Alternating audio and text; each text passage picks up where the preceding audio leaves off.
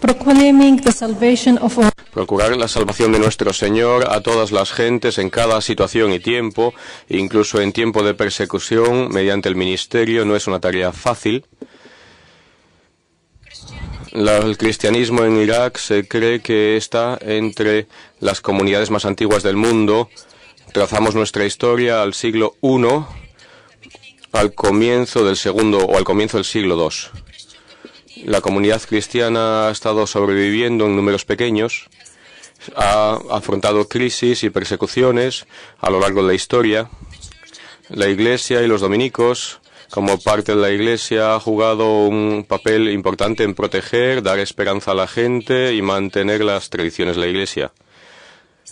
Desde los primeros días de nuestra congregación como hermanas dominicas en 1720, nuestra tarea ha sido servir a la gente en el sistema educativo, especialmente enseñar a las mujeres a depender de sí mismas y a darles herramientas de modo que puedan trabajar y tener dignidad. Nuestras hermanas, junto al cuidado educacional, también se implican en programas de catequesis, trabajo pastoral. Durante algunos periodos han enseñado a las mujeres habilidades valiosas y les han dado oportunidades para proporcionar alimentos a sus comidas con dignidad. Estamos presentes en ciudades y en pueblos cristianos. Nuestra regla es ser testigos del amor de Dios y de la misericordia para toda la gente, independientemente de su origen, servir a la gente en hospitales y escuelas. Incluso después de que el gobierno nacionalizase nuestras escuelas a principios del 1970, las hermanas siguieron el mismo lugar con generosidad. Después de todo, la gente tiene que ser servida de la mejor manera posible. Y era importante que nosotras continuásemos siendo un signo de esperanza y fe para nuestra gente.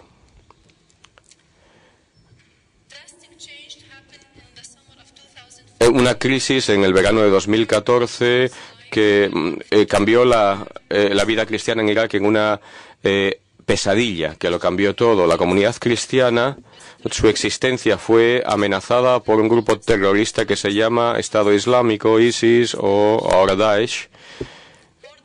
Más de 125 cristianos tuvieron que huir de Nínive, Mosul, en agosto de 2014, dejando todo detrás.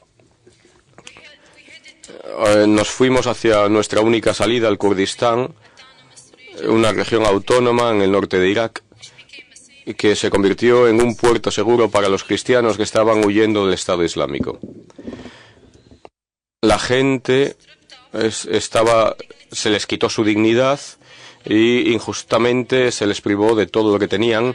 Por la noche, los cristianos en Irak se convirtieron en sin techo y pobres. Nínive hubo un caos. La gente ya no pudo confiarse de otras religiones. Ya el país se deshizo. En el medio de este shock, de la falta de fe, tuvimos gente que respondió para cubrir las necesidades de nuestra gente. No tuvimos un plan, ni teníamos recursos o medios para empezar los programas. Comenzamos con lo que teníamos y tratamos cualquier modo posible de ayudar y darles alguna esperanza. También, como el resto de nuestra gente, fuimos forzados a marchar con muy pocas cosas. Empezamos distribuyendo leche y pañales para los niños, dando mantas y colchones y poniendo tiendas. Nos pedimos a nosotros mismos, nos preguntamos la cuestión fundamental: ¿qué haría Jesús en tal situación? Mateo responde y nos da lo que Jesús espera de los seres humanos. En 25, cuando dice: estuve hambriento, estuve sediento, fui extranjero, estuve desnudo, estaba enfermo, estaba en prisión. Así que respondimos con lo que Jesús esperaba que hiciésemos. Dar a la gente la necesidad de vida los mantenía, les aseguraba que Dios aún está con nosotros, actuando mediante mucha gente para ayudarles, para salvarles. Se ayudaron a otra gente, le dieron la fe, se fiaban de nuestras para poder luchar, aunque nosotros tratábamos de encontrar una respuesta para preguntarnos por qué esto le sucede a esta gente. Fuimos enviados de 2 en 2 a los campamentos y a la gente desplazada para trabajar con la gente, no considerando que nuestra gente de refugiados en el Kurdistán es uno de los principales problemas que afrontamos cada día. Somos IDPs, por eso no tenemos derechos de refugiados, lo que significa que no tenemos derechos a ser tratados en los hospitales en el Kurdistán gratis, ni tampoco podemos pedir papeles oficiales o asistir a las escuelas kurdas. Para nuestra gente, la gente cristiana, somos testigos de la fe en medio de estos tiempos oscuros en sus vidas. En el medio de la confusión y la pregunta de a dónde ir o qué hacer, nuestra presencia les da alguna esperanza y vida. Y como signo de que el cristianismo puede continuar en Irak. Nuestro propósito, desde el primer día del desplazamiento, salía de nuestra fe de que la dignidad humana es la cosa más importante para mantener en tiempos de guerra. Uno de los retos fundamentales de que los IPD afrontan es encontrar lugares para vivir, porque ellos no pueden continuar viviendo en las tiendas en el invierno ni en escuelas que se han convertido en campos. Así que las familias comparten casas o habitaciones prefabricadas que fueron establecidos para los IDPs. Todo esto aumenta los problemas y las tensiones entre las familias que también sufren de desempleo. Las víctimas del conflicto habitualmente son los niños. Pensábamos en servir a los niños y salvarlos de tal atmósfera por al menos en algún momento del día. Alquilamos casas en los 2 últimos años y las convertimos en jardines de infancia. El primer año de desplazamiento recibimos 150 niños y el segundo año 300 niños. El jardín de infancia le dio oportunidad para que los niños actuasen como niños y fuesen niños. También los niños se les dio la oportunidad de expresarse mediante la pintura y el canto, y además aprendieron cómo actuar de modo no violento unos con los otros. El jardín de infancia les proporcionó empleo también para algunas familias. Esto ha sido posible gracias a gente y sus ofrendas. También afrontamos cuestiones de educación. Afrontamos la realidad de que los niños IDP no pueden entrar en las escuelas kurdas. Nos dimos cuenta de que había que dar más para nuestra gente, algo más que comida y necesidades básicas. De nuevo, la dignidad de la gente era muy importante. Con la ayuda de las organizaciones humanitarias y otras organizaciones cristianas, se construyó una escuela en una propiedad de nuestra iglesia y se nos pidió que fuésemos miembros de ella. La escuela, el primer año de la escuela, recibió 400 estudiantes, el año segundo 600. Se ha convertido en una de las mejores escuelas de la área. Nuestros estudios y profesores son cristianos y todos son IPDs. El año siguiente, que es este año, abrimos otra escuela en Duhok y esto abrirá a los cristianos, musulmanes, y nuestra meta es producir una generación educada y proporcionar un lugar donde la fe de los estudiantes pueda crecer.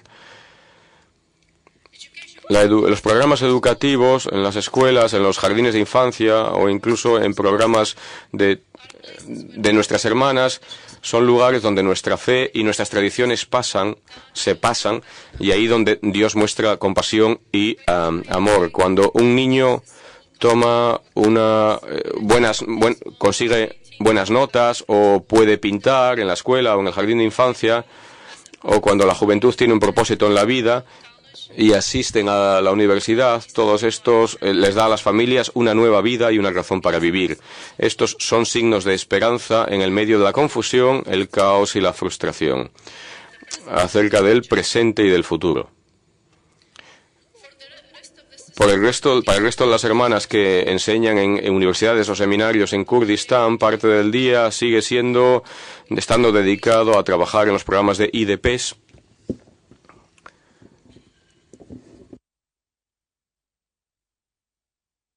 También tuvimos que cuidar de observar nuestras tradiciones y preservarlas, porque mantener las tradiciones religiosas vivas, así mantenemos un sentido de conexión con el pasado y continuamos hacia el futuro, incluso aunque estemos fuera de nuestras ciudades.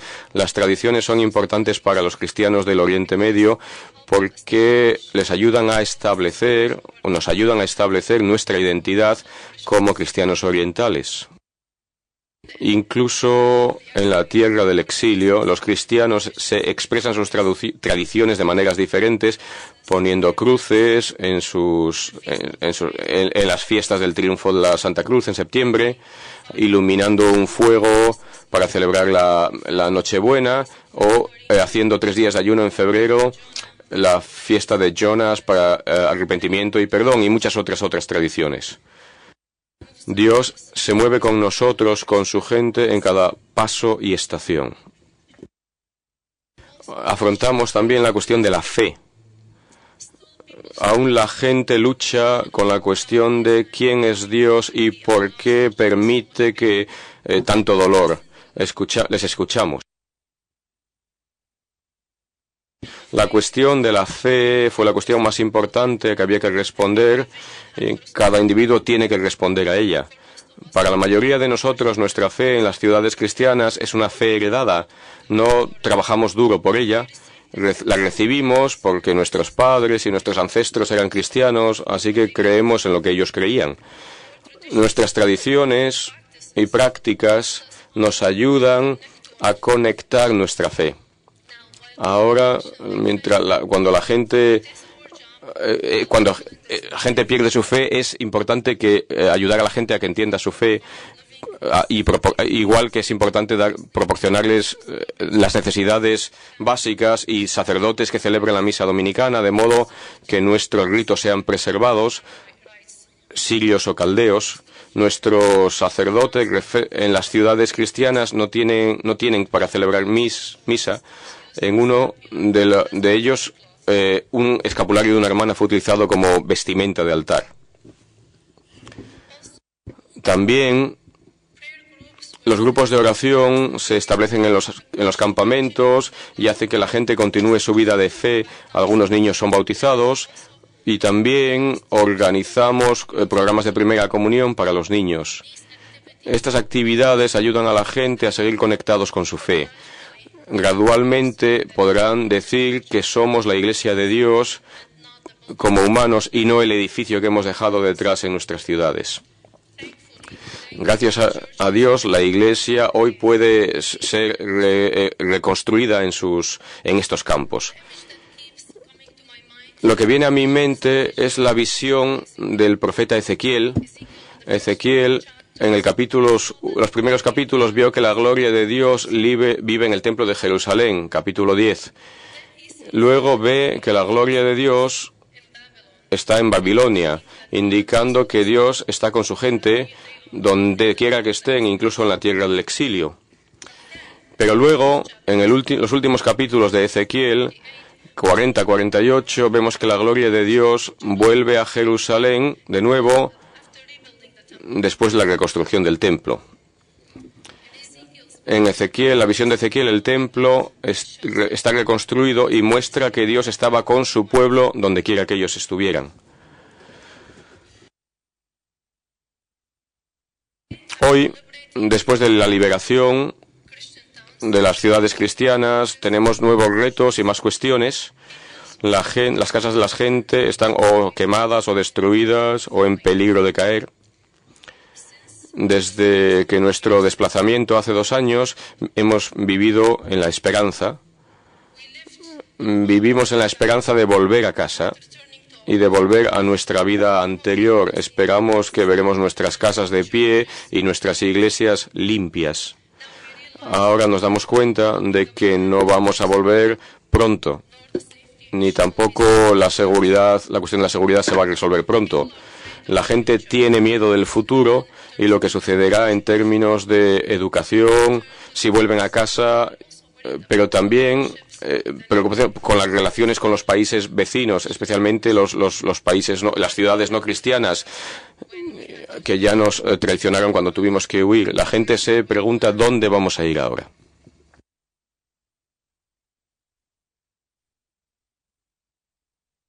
En este momento ofrecemos a nuestra gente el apoyo que necesitan. Continuaremos nuestra misión mientras haya cristianos en Irak.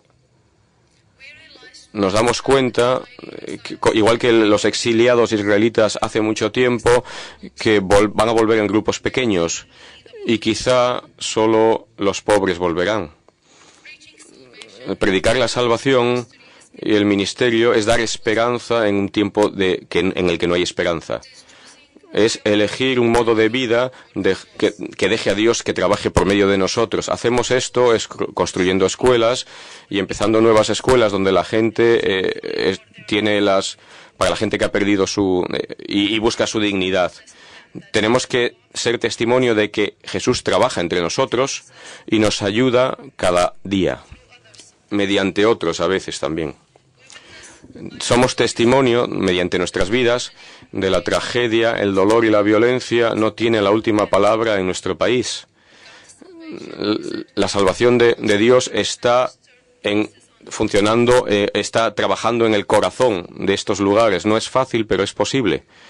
Esperamos contribuir a hacer a los cristianos una luz para las naciones, como el profeta Isaías decía, al siervo de Israel, ser una luz para todos, sean en el país o hayan marchado.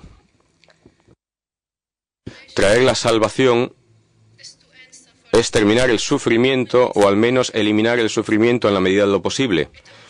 Implica no solo las oraciones, los sacramentos y predicar la palabra, sino igualmente, de modo más importante, es hacer servir.